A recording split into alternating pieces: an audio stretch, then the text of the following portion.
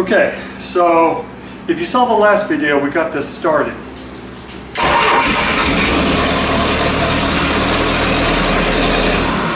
Well, that was exciting.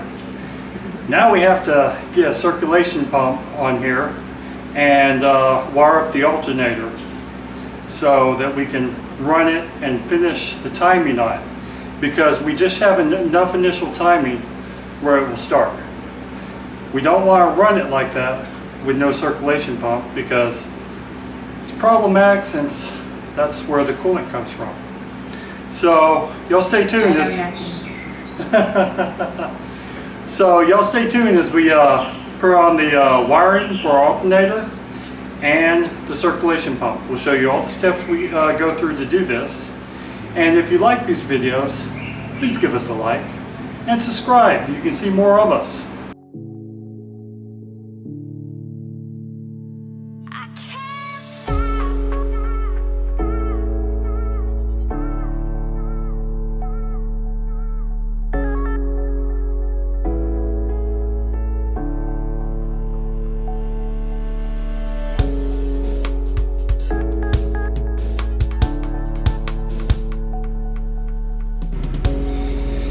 Okay, so to wire up your alternator, the red wire right here, you have the purple wire right here, the red is right here, right here, and the black goes right here, and your alternator is wired. So pretty darn easy. We're looking at the back of the alternator, and this is on a Merc Cruiser 3-liter on a 2004 boat. Okay, so when putting on your water pump, it's a challenge, because not only do you have to put on the water pump, but you have to put the pulley in place too over the water pump, because it won't go on otherwise. But you can't tighten the pulley, or else it won't fit in there. So it makes it a real challenge to tighten the bolts. So you want to make sure that your bolts are really loose. And then you put the long ones in on the side closest to the distributor, and the short ones go in on the side closest to your alternator. All the while you're fighting with this darn pulley. Now for the gasket, when I put the gasket on here, I actually use silicone to make it stick, but not a lot of silicone, because I just want it to be a glue. Because all your gasket does is it covers up the imperfections to make the seal. It does. Your gasket material, if you put too much on it, it will just squish out all over the place. Okay, so we tightened all these down. We used a socket wrench for these up here and a wrench for these down here, because there's just not enough room to get a socket wrench in there. Now we're going to stick the pulley on, like so. The pulley will have two sets of screw holes. One for a pulley that has a closer bolt pattern and one that's farther away. So you spin it around until yours lines up with your bolts, and then you start putting in screws or bolts. I had to get new bolts because ours had seemed to disappear. But the cool thing about these is you can access them all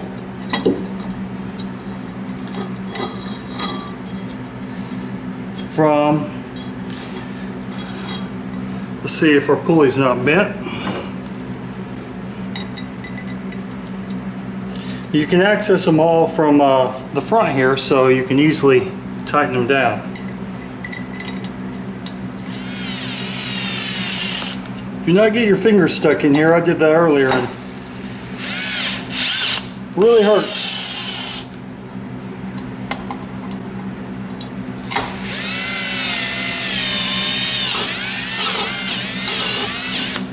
And my pulley seems to be dragging on something. Makes it more interesting. It's dragging on the water pump.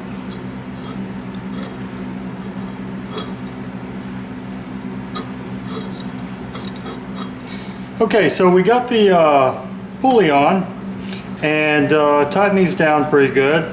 These I tightened down with a wrench. Cool thing is it's all 1/2 inch, so 1/2 inch does it.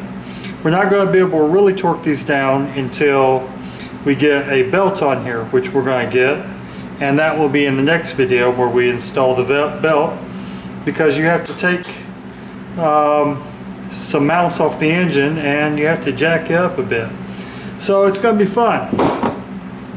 But yeah, now we have to put the water tube on.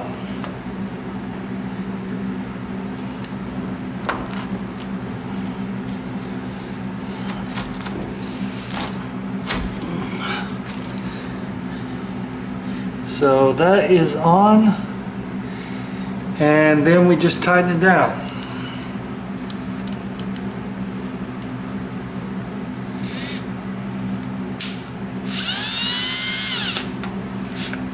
Tighten.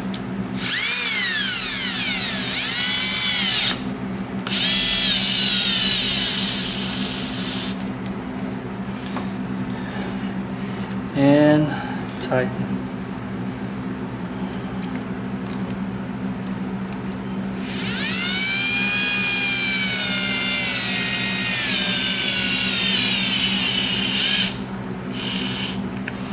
So our coolant system is now installed, and